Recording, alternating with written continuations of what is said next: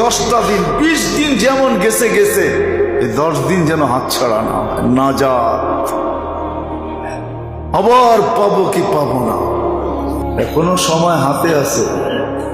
এখনো যদি বুঝে আসে আর এখনো যদি কাজে লাগে, তাহলে হইতে পারে শেষ বেলাও কিছু গুছানো যেতে পারে। অনেক সময় হয় সারা দিনে কিছু হয় নাই, দোকান বন্ধ করার আগে এতটুক হয়েছে যে সারা দিনের চেয়েও বেশি হয়ে গেছে। হয় না?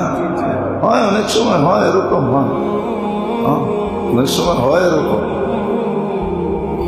শেষ পর্ব কিন্তু শুরু। আল্লাহ রসুল তরিকা শিখাইছেন কিভাবে কাটাবে, পদ্ধতি শিখাইছেন। এই জন্যই হাদিসে আসছে, নাহলে কোনোদিন আসতো না। শেষ দশকের আগে বাকি 2 দশক আল্লাহ রসুলের ঘুম এবাদত মিশ্রিত ছিল। রাত্রের বেলা ঘুমাইতেন, এবাদতও করতেন। এবাদতের মাত্রা বেশি ছিল, ঘুমের মাত্রা কম ছিল, কিন্তু আরাম করতেন। কিন্তু শেষ 10 দিন বিলকুল না, কমর কাইছা নিতেন, নিজেও জাগতেন, ঘরালাদেরকেও জাগাইতেন, সবাইকে সামিল করতেন, আর তাকিদের সাথে করতেন, খুব গুরুত্বের সাথে।